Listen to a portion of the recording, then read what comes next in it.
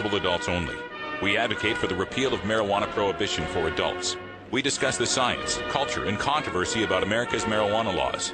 We do not advocate or encourage any illegal activity and advise all listeners to learn their state and federal marijuana laws by visiting NORML.org, NORML.org. Opinions and claims made by guests and advertisers of NORML Show Live are their own and do not necessarily reflect the philosophy and policies of NORML. Listener discretion is advised.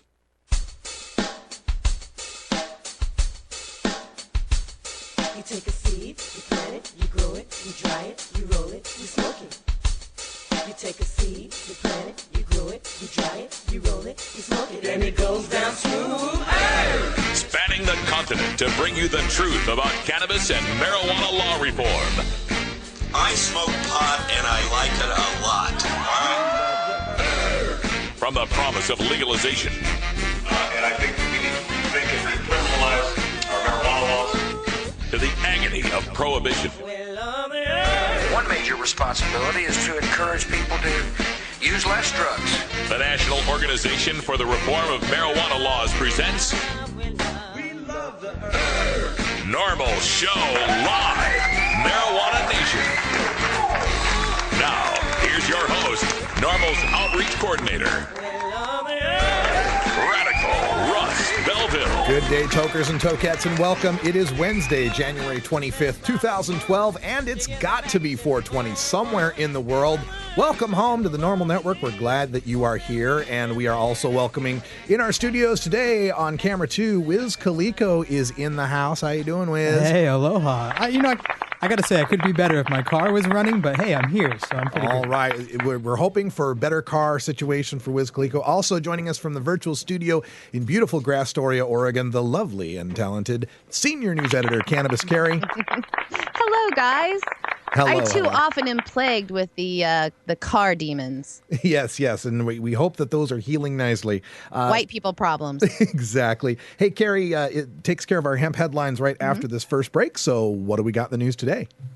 Well, today we're going to talk about, I think this is going to probably crop up more and more, but we're going to talk about a smoking ban in Michigan. I mean, what are they talking about when they say smoking anymore? Also, we're going to go to a city in the Southwest who is going to have to cough up some money to replace some cannabis plants. We're also going to talk about a state marshal who is in a little hot water over some marijuana charges. And today, unfortunately, we're going to cover some Denver raids. First up on the hemp headlines, coming up right after the break. Yeah, that's sad news. But let's turn also in studio today. We've got Ganja John hanging out on the end table there. How you doing, John? What up, Russ? How you doing, buddy? Repping the Ducks, I see. Always. Had a big day today. Having a great day. All right. Excited. Well, cool. We'll talk about that in hour 2 in our Toker Talk Radio, where we take your calls at 971-533-7111. We hang out, me and Calico and John, and we just kind of talk about some of the stuff of the day. In hour 2, I'm going to be talking about Brad Pitt. There's some Brad Pitt news I got to talk about, and Good-looking stoner. Yeah. We'll talk about that and some other stuff, and of course your calls. But after the news, we got our 20 after break. It's Irie Wednesday today, so NorCal Perps will be calling us up from the Bay Area with some new music from J-Boog, I believe, that we're playing tonight. Also, we've got at half past, it's Cannabis Science with Dr. Mitch Earlywine. The noted marijuana researcher will be on the phone talking to us live, taking your live questions, and through chat or through the telephone. And we will get all sorts of great information from him. A couple new studies, one on colon cancer, another one on pregnancy that we got to bring to you in Cannabis Science. And then at the end of the day, we've got time for a radical rant. I got to talk about the latest appearance. Stevie D'Angelo was on CNN the other day. Latest appearance by Stevie D'Angelo and his opinions of recreational marijuana use. So this will be a good one. Make sure you stay tuned. It's NORML Show Live. We're back right after this.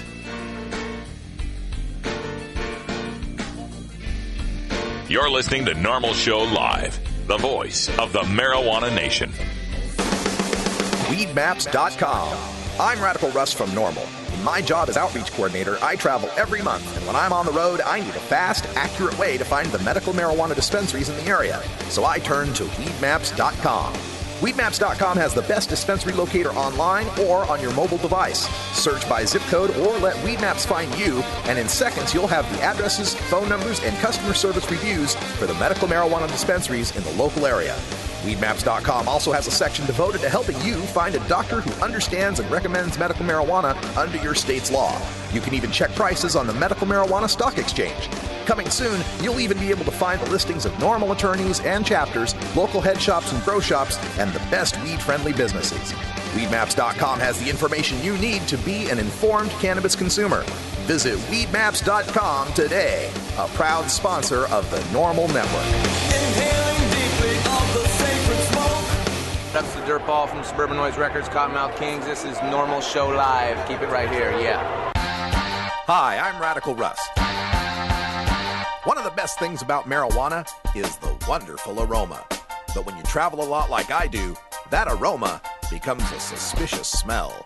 That's why I endorse stealth-products.com, the leaders in smell-proof containers. From smell-proof vacuum bags to smell-proof backpacks and duffel bags, all the way to smell-proof digital safes, stealth-products.com has you covered. Stealth-products.com brings you safe, secure, odorless layers of protection with activated carbon fiber. Backpacks and duffel bags are simple black so as not to attract attention with a logo or flashy design. Now, nothing is perfectly odor controlled from the detection of drug dogs, but with proper vigilance, containers from stealth-products.com will help you avoid nosy humans. You're now listening to Illic Beats. Stealth-products.com. Stealth-products.com.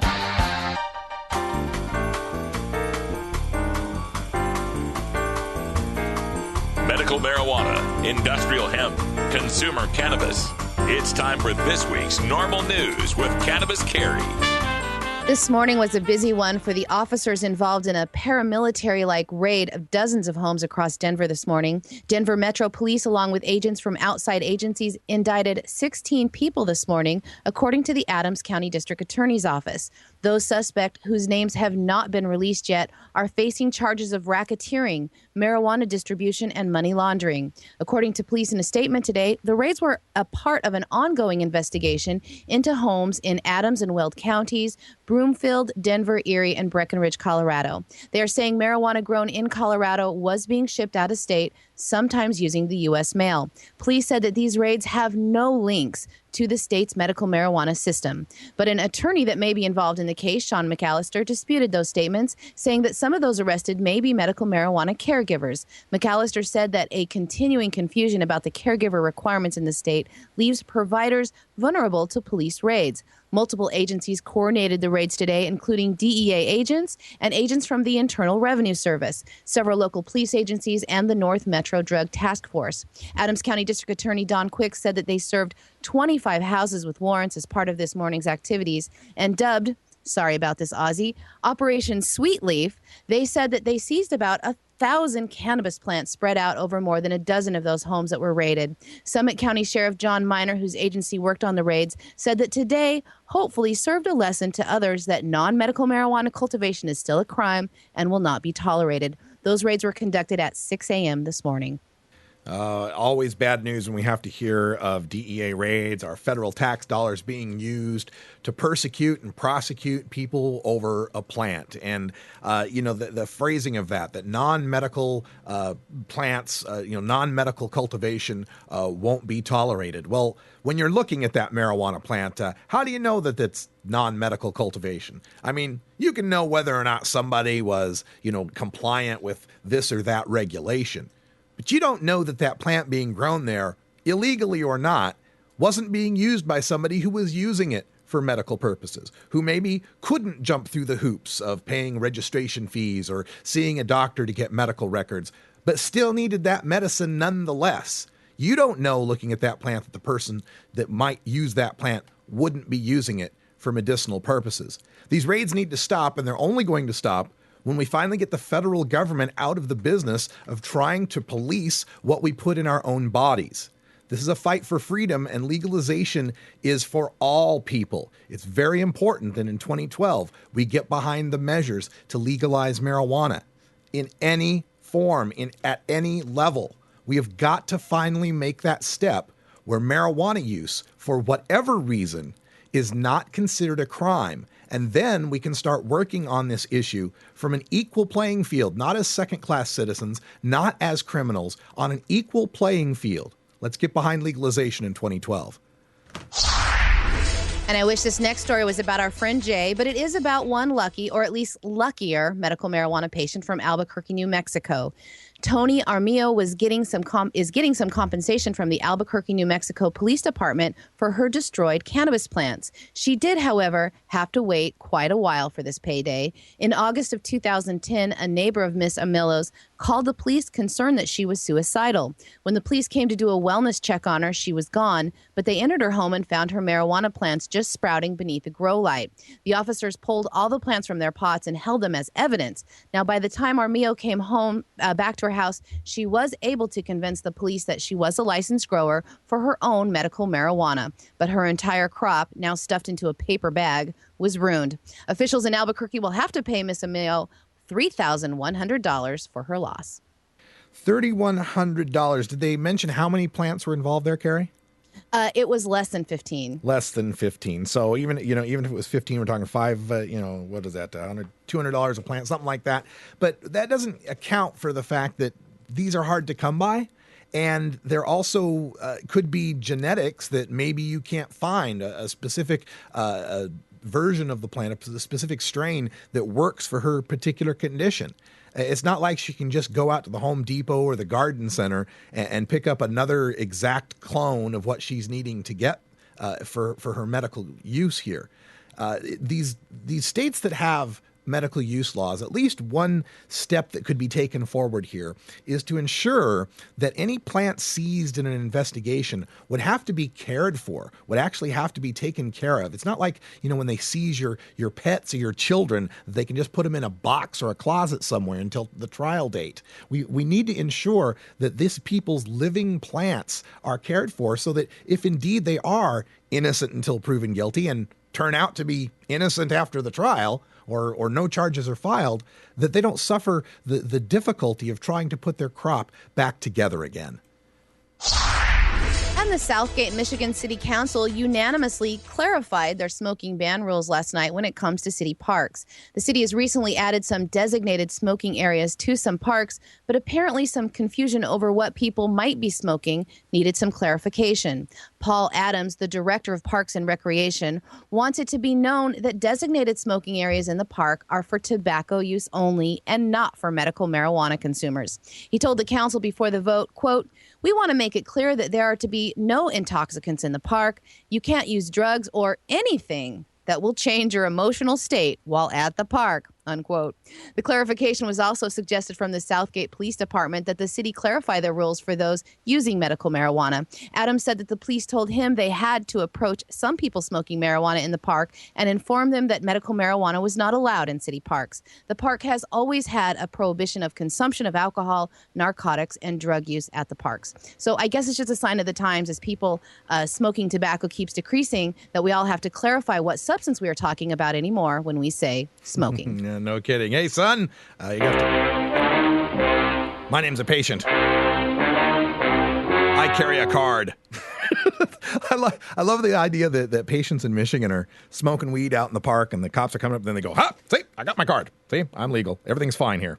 Step aside, sir. Nothing to see here."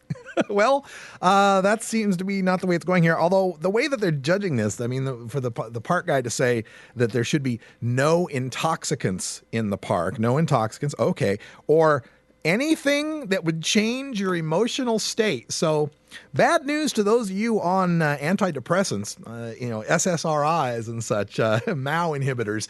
You don't get to go to the park anymore. I'm sorry. We can't have people in the park that are changing their emotional state. Isn't the whole purpose of a park to go somewhere where you can change your emotional state, get out of the house and feel like you're outside, breathing fresh air, getting some sunshine? I mean, the lengths to which the people will go here when we're talking about marijuana. I have this line on the signature line of my email that says, the most amazing thing about cannabis is its ability to addle the brains of those who do not use it.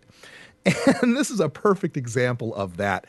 Look, if there's a place where in the park people are allowed to smoke tobacco, and we know, we have all these rules against the secondhand smoke, but we make an accommodation for them in this place, I don't see why we can't make an accommodation for people that are using cannabis for medical purposes. What, medical marijuana patients shouldn't be allowed to go to a park? it's just, once again, it's the absurdity of having this separate idea that there's medical and there's recreational, and we can't have the patients there because then other people might smoke it because they like to, or they might want to change their emotional state. Oh my God. I would just much rather we had, pot smoking areas in parks than we had alcohol drinking areas in parks. And I see those in lots of parks and people having picnics and having good times. And for the most part, behaving responsibly and acting like adults. That's all we're asking here. Can we just be treated like adults for once in this country? And a state marshal was pulled over in Norwalk, Virginia yesterday afternoon and arrested for drug charges. 58-year-old Alan Friedman of Norwalk, Virginia was pulled over for running a red light. Even though he flashed his state marshal badge, the police on the scene called his dog to check Friedman's vehicle. The dog hid on the trunk, and that led to a search of Friedman's car. A search of the 58-year-old state marshal's car turned up 2 bags of marijuana and an additional small plastic container also containing marijuana. Had some digital scales, 9 different pipes with marijuana residue on them, an assortment of empty plastic baggies, and a bag of marijuana seeds. Now, the marijuana weight totaled about 138 grams, or over a quarter pound. State marshals can be hired by citizens, courts, attorneys, and the state or others to serve notices of civil court proceedings and to enforce judgment. They are governed by the State Marshal Commission and are not actual state employees. But the administrator for the Commission of State Marshals said today that they will look into the matter before making a statement and that nothing happens within hours. Marshall, come here. Get up close here. Let me talk to you for a second. My pal Ganja John over here doesn't travel with 9 freaking pipes in the car and scales and baggies and crap. What the hell makes it? Guy thinks he can flash the bat. Do you know who I am? Damn it, you know who I am? Yeah, I take my eye. I go, God damn it, officer, don't you know I'm a pot star? 9 pipes. I mean, Wow. really. The arrogance of the corruption is what gets me in a story like this. That this guy thinks nothing of it, just driving around, while those of us that might have forgotten one roach in an ashtray are risking getting pulled over by this guy and having our lives ruined. It's offensive, man. It's just offensive. Jeez. All right, I've got one story that I have to bring up from our normal blog. You remember that we reported on the YouTube question that's going on right now. President Obama's State of the Union address was last night, and they're having this YouTube forum, Ask Obama, basically what they did before, where they solicit the people to turn in their video questions for the president, and they get voted on, and people can decide whether or not they wish to approve that question. Then then they show it to the president on a live stream. Yada yada. He answers the question. And you'll remember the last time we did this, we got the number 1 voted question, and it was, well, I say we, I mean reformers, because it was Mackenzie Allen from LEAP, a former law enforcement officer, who asked President Obama, shouldn't we think about legalizing, regulating, and taxing marijuana, basically. And President Obama said it's an entirely legitimate topic for debate. It's a legitimate topic for debate, he said. So last night, around 7 o'clock Pacific, I decided to check up on the youtube.com/White House page to see how many votes our question had received. Now, the good news was that our question was, with over 850,000 Americans arrested in 2010 for marijuana charges alone, and tens of billions of dollars being spent locking up nonviolent marijuana users, isn't it time we regulate and tax marijuana? That was our question, and it had 4,023 votes, which was making it one of the most popular submissions to the forum. Now, that's the good news. The bad news? You can't get that question anymore or any like it. If you go there, and this is when I went there at 7 last night, results out of 615 questions that had the words with over 850,000 Americans arrested in 2010, that search term, this submission has been removed because the people believe it is inappropriate. Yes, the people believe, or people believe. We don't even know who these people are, right? Well, I checked out the thumbs down. It had 241 thumbs down, but when I looked at some of the other 615 questions, some of them were still up. They had 28 thumbs down, and some of them were removed, and they only had 3 thumbs down. So it's not the votes of the thumbs up, thumbs down. So who are these people, President Obama?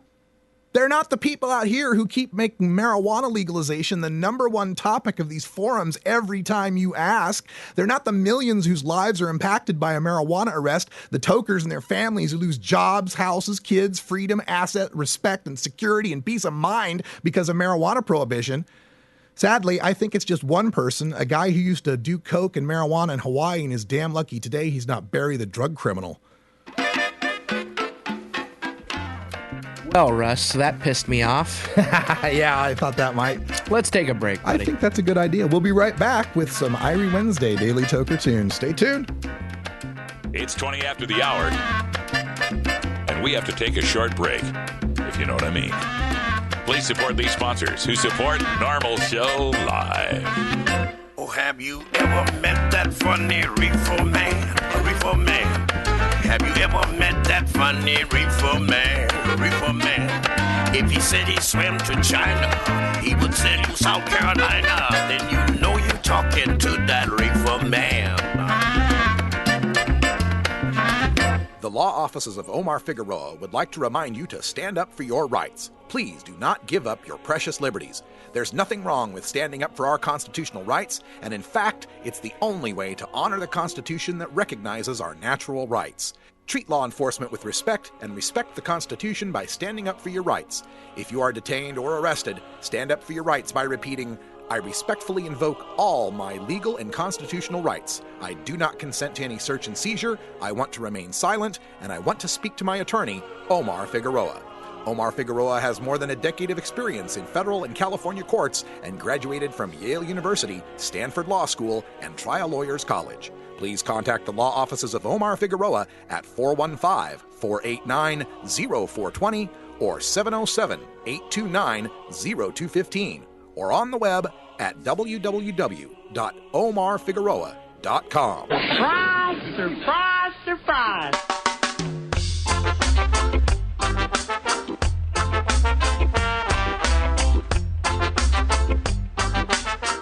Do you really want to legalize marijuana?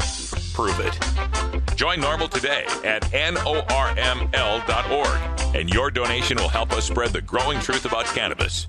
Free speech ain't free, you know. Free the ganja tree, it's the healing of the nation. Free the Cali weed, good for meditation. Free the pot smokers, they read not the light. Lighting up the chalice, they keep no malice. Free the marijuana, come on, say. Free the marijuana, hear me, say. Free the marijuana, come on, say. Free the marijuana. Legalize it.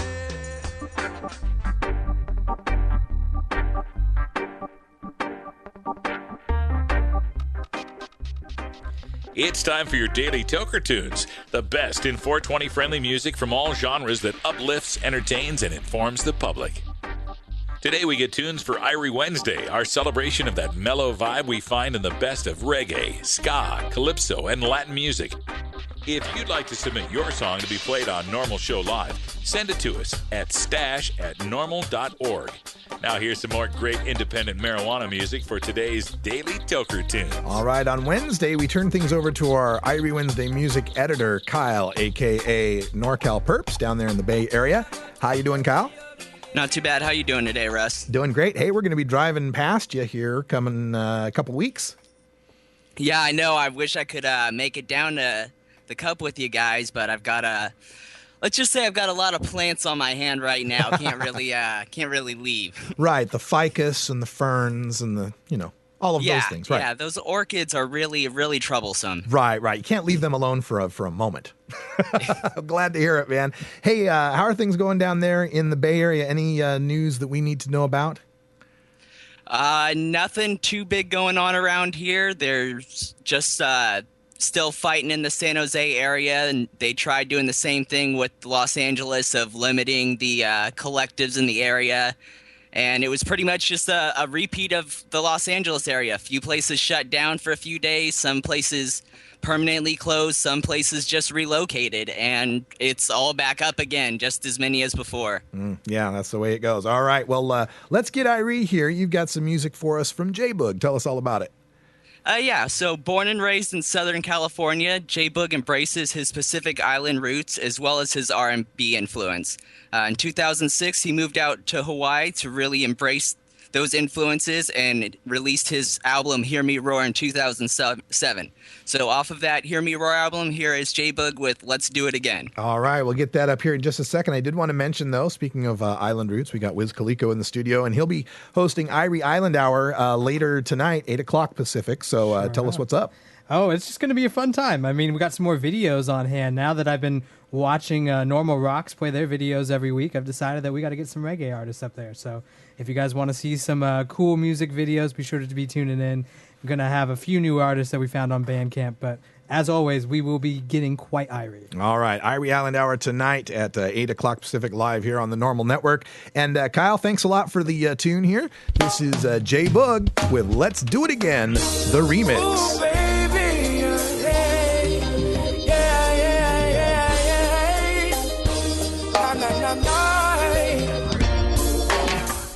Nice to know ya, let's do it again. How we did it on a one night stand. Well, I wanna be more than a friend to ya. Nice to know ya, let's do it again. How we did it on a one night stand. Well, I wanna be more than a friend to ya. It was like food for all of my senses. Our time priceless, no expenses. Like water to all them dry trenches. She had a theme song for her every entrance. We had a dinner and a movie. Fire up the doobie. Great vibes with this girl, school closer to me. I call her babe, she call me Boogie. Her beauty intelligence really moves me. Nice to know ya, let's do it again. How we did it on a one night stand. Girl, I wanna be more than a friend to ya.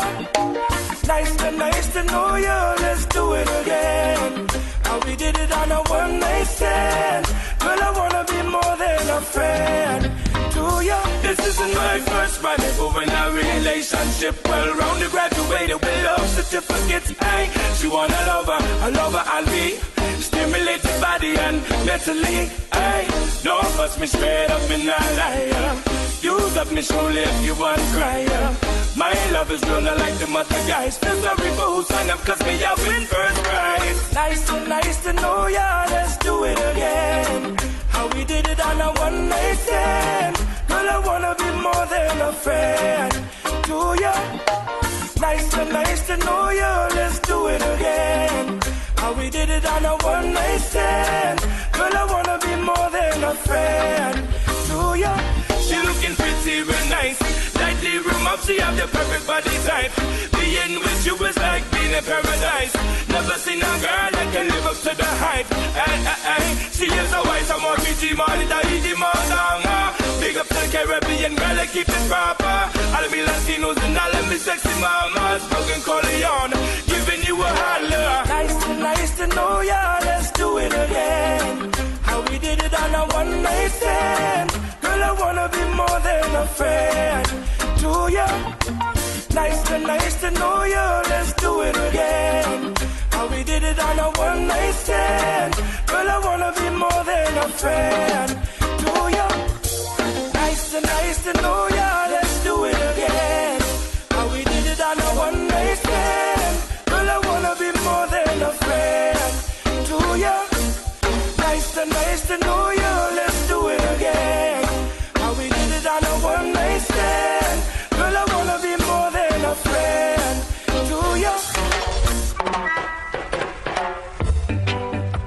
As High Times Senior Cultivation Editor, I'm often called into the field and asked to sample or even identify exotic strains of marijuana in their natural habitat. Now, for the first time, I've compiled more than 120 of my favorite strains into this single field guide designed to fit into your pocket as you travel the world in search of your favorite plant.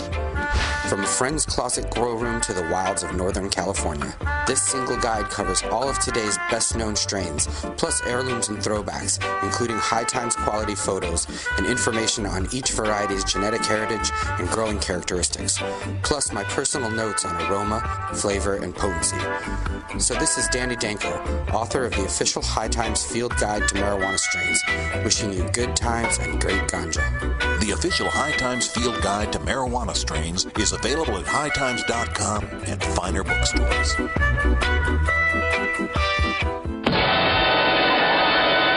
Pod 2.0. It's not your father's Woodstock weed.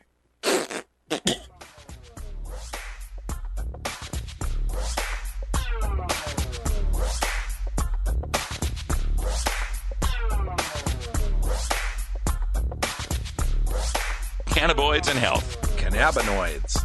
Cannabinoids. Cannabinoids. Why am I having trouble saying that?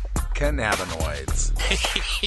Oh, jeez. Cannabinoids. Oh, what a gift. Flame on if you can. You're looking for the dope weed. Fire it up. Flame on. Catch Normal News with Cannabis Carry every weekday on Normal Show Live at 7 p.m. Eastern, here on the Normal Network.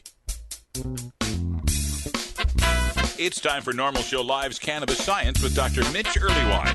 Dr. Earlywine is a professor of psychology at the State University of New York in Albany and the author of Understanding Marijuana. Now here's your dose of cannabis science. All right, we go back to the telephone and Dr. Mitch Earlywine, who's waiting there for us. Welcome back, Dr. Mitch. Good to be back. Oh, I hope everything's going well. I hope you're not getting snowed in there up in New York. Cold, but not snowed in. Oh, good. Good to hear that. Well, there's the chance for everyone here to get their questions in for one of America's leading researchers on marijuana and the people who are using it. And you can send your questions also by email to 420research@gmail.com. But we always open this up by taking a look at some of the new studies that have come out about cannabinoids and cannabis. And there's a couple out there that I saw through email, one on colon cancer, another on pregnancy. I was wondering if you saw those and what you can tell us about them. I sure did, and this one on cannabidiol and colon cancer is not a huge surprise, but it's a real delight. We've already seen CBD, cannabidiol, have some great impact on some other cancers, preventing some of the spread of some tumors, decreasing breast cancer in a mice model with mice. And this is a model of colon cancer with mice, also showing incredible promise from cannabidiol, basically decreasing the chances of that cancer metastasizing and just making sure that it's markedly smaller, and seems to be working in multiple pathways. So it's not that it's just sort of one thing about cancer that this is having an impact on, but a much more global impact, which makes me think that CBD is going to be really promising for a whole host of different cancers. I'm sorry this wasn't done in the United States, but I'm delighted to see other countries are funding this kind of work. And one of the problems that we've had from prohibition is that strain breeders, people that are growing cannabis, have always bred for THC to get people high and kind of neglected CBD. So there's a lot of problems getting those CBD strains, aren't there? It's sad but true, and I'm grateful to the folks at Project CBD for at least making it well known which strains do have CBD present. But this is, yet again, how prohibition kind of hurts progress. I think that there'd be a lot more strains with higher percentages of CBD if it weren't left to just the underground market. Very good. All right. And the other study I saw, something on pregnancy, women who use cannabis during pregnancy and the outcomes for their babies. And of course, this is a topic that up on our blog at stash.normal.org it's one of the ones that gets the most comments. I've seen so many comments from young women, young mothers who are terrified of losing their child from a fetal drug test, an infant drug test, and worried about, the fear that they get from people telling them what terrible things could happen. So what is this study telling us, and what in general should we tell women about cannabis and pregnancy? It's interesting because I know we were just talking about this a few weeks ago, and I said, the jury's kind of out and it's not clear and things like that. But this is one of the largest and most appropriately done studies of its kind. The effects are statistically significant but not huge, but they do suggest that women who use cannabis during pregnancy are ending up with smaller babies and an increased probability of certain complications, including some that end up requiring the baby go in the NICU, which I think is, a pretty serious outcome. I'm, not going to say no one should ever smoke cannabis during pregnancy ever, or, you should go to jail or something horrible like that, because I just can't stand the thought of someone who's using cannabis neglecting prenatal care because basically out of fear of some kind of urinary drug test that might get their baby taken away. I mean, that's just completely horrible. Nevertheless, I feel like the data are now stronger to say cannabis is really not appropriate during pregnancy. And by all means, if you're having a whole lot of nausea and things like that, let's explore some alternative ways of dealing with it. That's interesting because again, you mentioned how the jury's been out, but this is a fairly large study, fairly comprehensive study. I wonder, one thing you mentioned there was it seems like the women that are using cannabis are having babies of lower birth weight. Is that lower birth weight, though, below a level that would be an unhealthy birth weight? Or are they just statistically, smaller babies but still healthy babies? I mean, what does it tell us? As it turns out, so those APGAR scores, the score they take about the baby's responsiveness and color and things like that at 5 minutes after they come out, those don't seem to be affected. So I'm not going to pretend like this is anywhere near as bad as, say, drinking alcohol during pregnancy. Nevertheless, this proportion of the ones who are smaller does seem to be enough to say, hey, we need to at least do more research on this topic, and staying in the side of caution, not saying that it's completely innocuous to use cannabis during pregnancy. I mean, have babies been growing in average birth weight over the years? I know, us as people, we've been getting larger and taller. I mean, has baby weight gone up over the years, and we're just women that are using cannabis are having babies that would have been normal weights 30 years ago? Well, it's interesting because they're basically markedly less likely to have the overweight, huge baby, like 70% less likely. So that is definitely something that's contributing. And the fact that the APGAR scores aren't down is certainly reassuring. Nevertheless, some of this NICU data, about 3% more likely to end up in the NICU and things like that. Those are more haunting. So it's just something that we want to keep in mind, that this is a careful and fragile time, and something we just want to take care of. All right. Well, we're taking your calls for Dr. Mitch Earlywine here at 971-533-7111. If you're listening during the live 7 p.m. Eastern hour, if you're listening on a replay, don't call because we're not here. And you can also get your questions in on our chat room there. Just log on to ustream.tv/the normal network, or just live.normal.org is probably the easiest way to get there. I wanted to get your response on a political topic that we just discussed in the news, and that is the YouTube forum, where once again Normal put up a question about all the arrests of marijuana users, and it just got removed, deemed inappropriate. And I'm just wondering, Dr. Earlywine, the Obama administration and their seeming reticence to want to address this issue, how does that bode, as far as you're concerned, for the 2012 elections?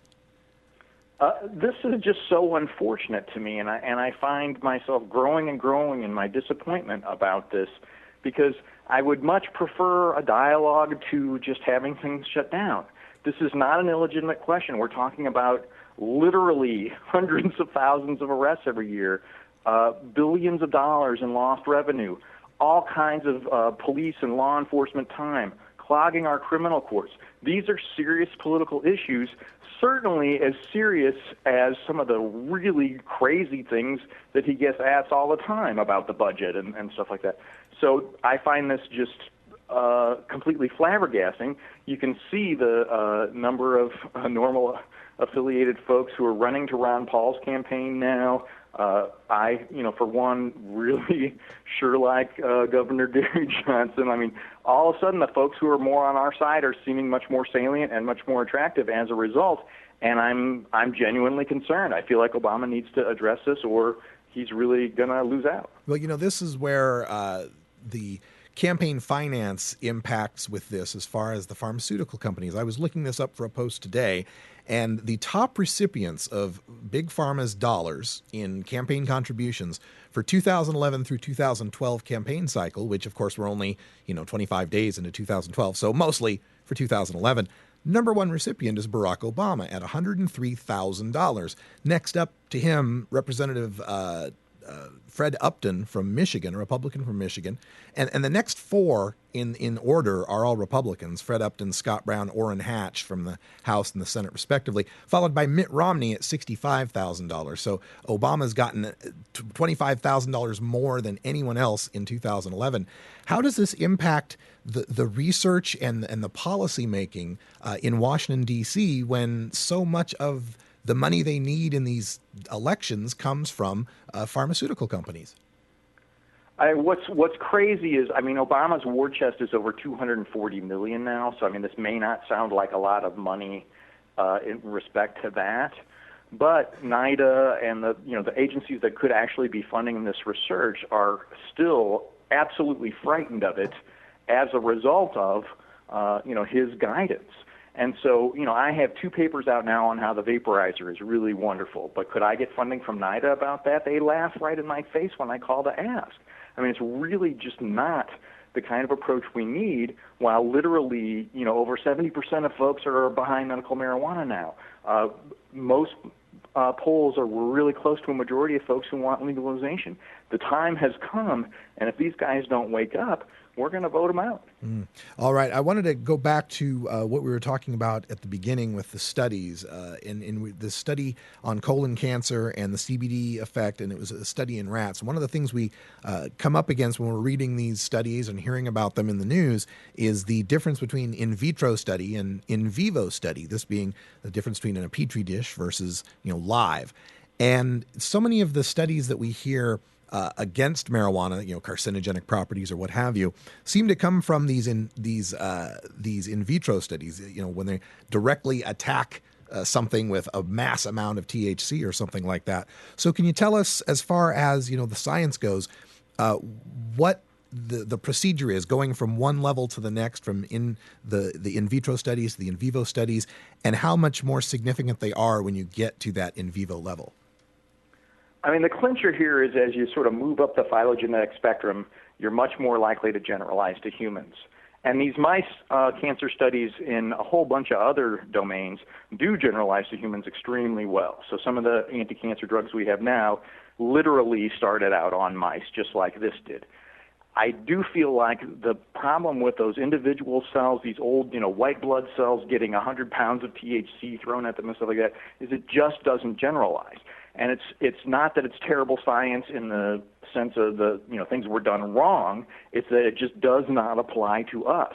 So a lot of the stuff about THC having an impact on immune function is just completely fallacious. As soon as you study real live humans, even those with HIV, you do not see the effect. So the fact that 50 pounds of THC hurts the immune function of a little bitty single cell is completely irrelevant. And that's, why I'm much more optimistic and happy that more of this stuff is done. I'm kind of sad we're not seeing more primate work on this, but of course, my friends who are animal rights folks are really down on that. So it's a rough ethical line to walk. Although marijuana, THC, isn't harmful to primates any more than it is humans, is it? Not at all. In fact, we've got some pretty compelling evidence that the only primates who've been harmed by it were harmed essentially because of the way things were administered was actually depriving them of oxygen. So they had this horrible mask on that was, making them so that all they could get was smoke, and then later on realized, this is ridiculous. So no, in fact, primates seem to respond well. And then some of the gateway stuff, I mean, you try to get a rat to even press a bar to get cannabis, they don't like it. I mean, it's not comfortable being stoned and little and around big animals. And more paranoid than you already are as a rat. Exactly. So Dr. Mitch-Ganjajan, you're saying it would probably be okay if I got a great ape as a pet if he took the bong hits himself. In fact, I think he'd be much more docile and fun, but your food bill's going to definitely go up. Oh, yeah. I don't care. I don't want to clean up after an ape, man. That would be bad. I do. A little Milo's enough, isn't he? All right, we're talking with Dr. Mitch Earlywine here, and the phone number is 971-533-7111. And if you've got any questions, you can get them in on our chat line right there at live.normal.org. We did have a question come up through chat where someone was asking about the use of cannabis for treatment of attention deficit disorder, and this comes up many times when we talk about this, and there's usually just not a lot of research on it, but what can we tell our listener? I just gathered some data on this, and we're having a hell of a time publishing it, which I think is kind of curious. But it does look like that folks do seem to report that after using at least some strains, they do improve their attentional capacities. We haven't had it administered in a lab to folks with ADHD. I have literally dozens of letters from individual cases who claim it's a huge improvement. pharmacologically, it doesn't work in the same way as these stimulant drugs, and so the negative consequences, at least their potential, is markedly less. So it'd be great to see this work, but it does seem to be incredibly strain dependent. So some of the more sedating strains don't seem to help anywhere near as much, whereas some of the stimulating ones, ironically, actually do help. But it's consistent with some of the models of ADHD that suggest that really the reason people have problem attending is that they're under-aroused. They need a little extra push, and then suddenly the natural amount of arousal in the environment is appropriate for them so they can actually pay attention. They don't have to bounce around to try to get themselves aroused. That's interesting. All right. Well, thanks for that question. And thank you, Dr. Earlywine, for joining us again. And folks, if you're just shy and you don't want to get your question seen by others, you can always send an email to 420research@gmail.com, and it might become something we talk about. Of course, anonymously, wouldn't bring up your specific name or anything, but and sometimes becomes the subject of some research. And speaking of that, for the last word, Dr. Mitch, I wanted to give you a chance to let us know of any new books or research papers that you'll have coming out, or anything else you'd like to leave our listeners with. We're actually struggling to get some of these PTSD data published. It's been rejected by two journals right now, but as soon as that's accepted, I will be. Everybody will hear the scream of me jumping up and down. All right. Well, we get so much anecdotal information on PTSD. It seems like a no-brainer, but that stuff's got to get published, and we hope it gets published soon. Thanks for joining us, Dr. Mitch. We'll talk to you next week. Take care. All right. We're back right after this. You're listening to NORML Show Live, the voice of the marijuana nation. You know why we pirates love the NORML Show? Har har, 'cause it's always smoking, matey. Har har har har har. Ever wonder how often to change your bong water? The most effective method for baking pot brownies? The best destinations for a ganja getaway? How to hide herb in your car? Whether to grow your own? How precisely to legalize it? Or how something as wonderful as marijuana ever got to be illegal in the first place? Finally, you can find all these answers and much more in the official High Times Pot Smoker's Handbook, featuring 420 things to do when you're stoned. Since 1974, High Times magazine has covered marijuana in all its aspects and wonders, from cultivation to legalization to the herb's enduring and exalted place in popular culture. Packed with inside information, the official High Times Pot Smoker's Handbook rolls all of this collected wisdom together into a single indispensable ganja guide, including an entertaining look at marijuana's history, profiles of herb-friendly travel destinations and festivals, favorite potluck recipes from the High Times staff, smoking skills, advocacy and activism, essential marijuana movies and songs, profiles of famous cannabis strains, comprehensive growing information, celebrity endorsements, and much more. This is truly, finally, the ultimate guide to green living. Almost busted in Laredo, but for reasons that I'd rather not disclose. I smoke pot, and I like it a lot. Hi, this is Willie Nelson. I learned a long time ago that marijuana is a lot safer to use than alcohol. There's absolutely nothing wrong with the responsible use of marijuana by adults. It's time we stopped arresting and started respecting responsible marijuana smokers in America. And to learn what you can do to help, please contact NORML at www.norml.org or call toll-free at 888-67-NORML.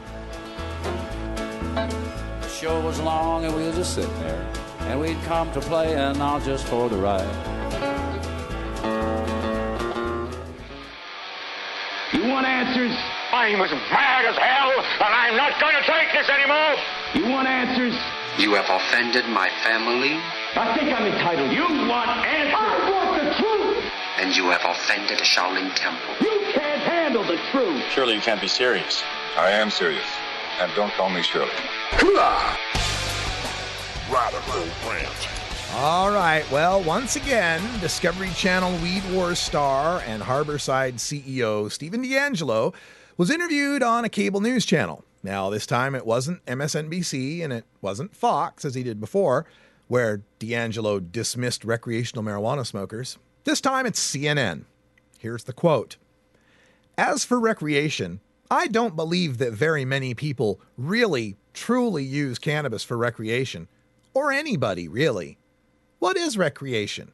Recreation is not something you can smoke, or something you can swallow, or something you can rub on your skin.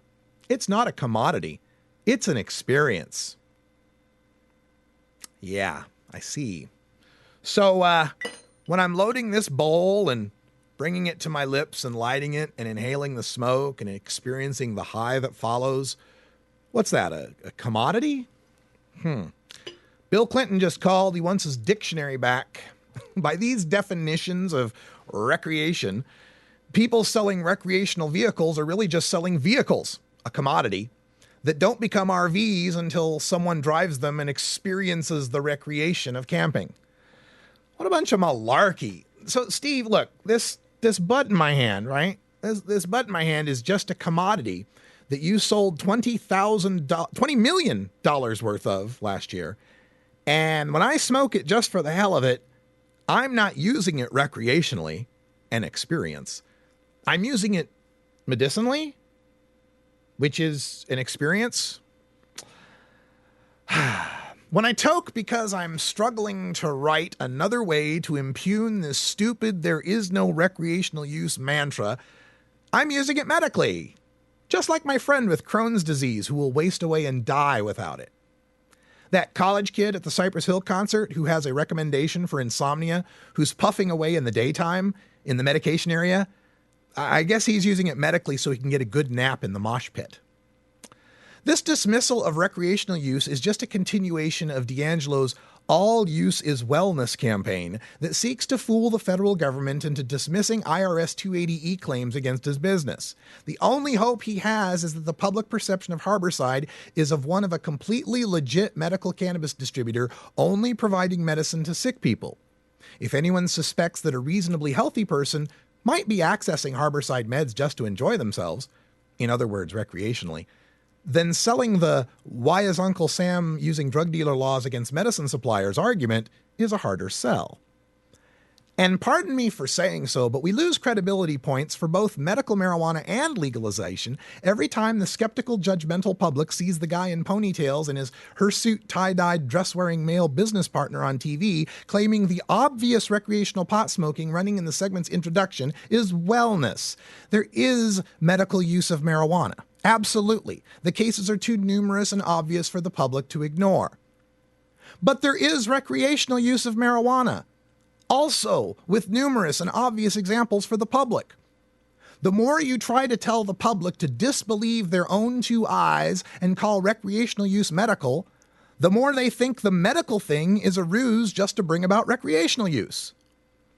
In other words, you're not bringing people closer to legalization by conflating recreational use with medical use. You're driving them further away from acceptance of medical use. And for the examples of that, just look at the votes in South Dakota. In 2006, when they tried to pass medical marijuana, it got a 48% vote. In 2010, when they tried to pass medical marijuana, it got a 36% vote with virtually the same initiative. You can look at Oregon in 2004 that tried to pass a dispensary system and then tried to do it again in 2010 and got just about the same vote, 43%, 44%. You can look at the no home grow medical marijuana laws in New Jersey and DC and Delaware and Arizona for an example of where medical is heading. You can look at the 2011 CBS News poll where 52% of the people believe medical marijuana is being used for, quote, other purposes. Let's just be honest. We smoke pot and we like it a lot.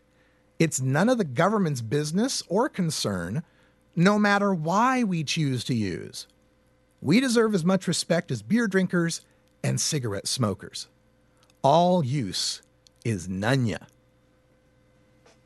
All right, so I just want to get that segment out of the way. That's something I felt pretty strongly. Thank you for joining us on, let's appreciate that. Thank you. A little delayed from the studio audience. Studio audience is a little too stoned. We got a little extra time here at the end of the show, and I'm going to turn to the turn to our round table here that we've got. Well, it's not round, but it's oblong. It's long. It's a long table with Ganja John and Wiz Kaliko. And I don't know if this is the first you heard those quotes, but I was just wondering your thoughts on them. Yeah, that isn't the first time I've heard those quotes, but I agree with everything you said. I just don't understand why he would continue to come out and say that he doesn't support recreational use, and why he's just so in favor of having the semantic argument about whether it's medical marijuana use or personal use or wellness or recreational. You know, like you've said before, all use is none. It's just I smoke pot and I like it a lot. We're not legalizing the why or the how. We're legalizing the what. Yeah. And we're legalizing the weed itself. It's either dangerous or it's not dangerous. If it's not dangerous, then let us have it. Yeah. I don't know. I'm an acquaintance of Steve's, and I've smoked in situations where it probably wasn't any of my business, but it felt recreational. Yeah. I mean, I said the words to him, "Hey, Steve, you want to get high?" And we got high. Yeah. There's nothing medicating about it. So. And he's a hypocrite. And don't get me wrong. I don't think that Steve thinks that anyone. I think he's for legalization and thinks anybody should be able to get it and not need a doctor and all that. But he's making a semantic argument. So you can, absolutely. Devil's advocate, you can say, well, all he's trying to do is to change the perception and the conversation of what marijuana is. Kind of a roundabout way to do it. Right. I agree with the idea. I think the path is wrong. I think the path now is all use is none. The path now is, look, we've had medical for 15 years. Nothing bad happened. Yeah. Just let people have it and let's be done with it.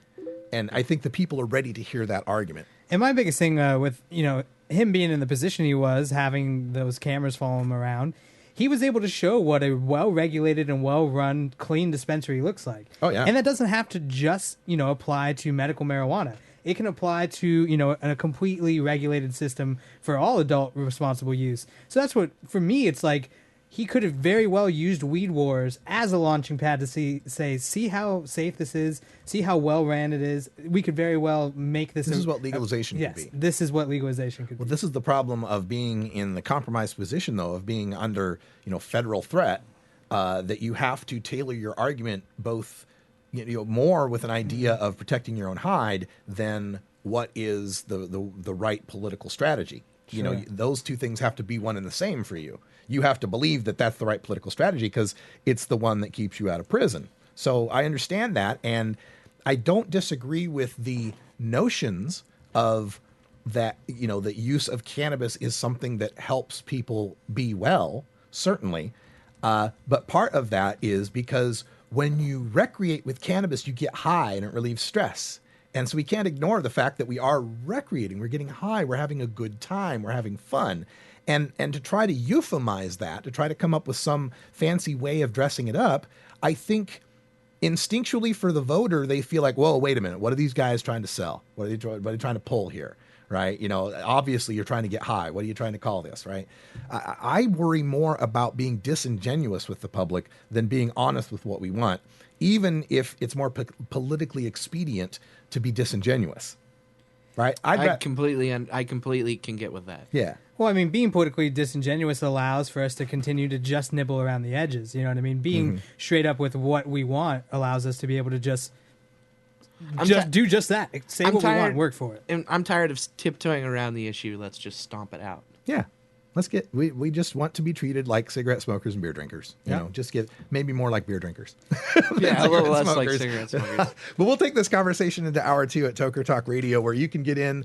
We had someone who was trying to call at the end of that Dr. Mitch segment that got in too late. But if you want to call in hour 2, we'll take your calls at 971-533-7111. We'll be hanging out with Wiz Khalico and Ganja John, Cannabis Carry, and I believe NorCal Perps is still out there. You guys still hanging out in the virtual room? Yeah, I'm still here, Russ. Right on, right on. Yep, we're still here. All right, so we'll talk more about that subject. Plus, we've got some Brad Pitt news that we're going to talk about. Awesome. That'll be something to go over. And more on this, our video being inappropriate and other news stories that fell through the cracks. So join us in hour 2 for Toker Talk Radio, where you can be the voice of the Marijuana Nation. Our live number, again, is 971-533-7111. Also, coming up later tonight on the NORML Network, after Toker Talk Radio, you get an episode of Free Weed!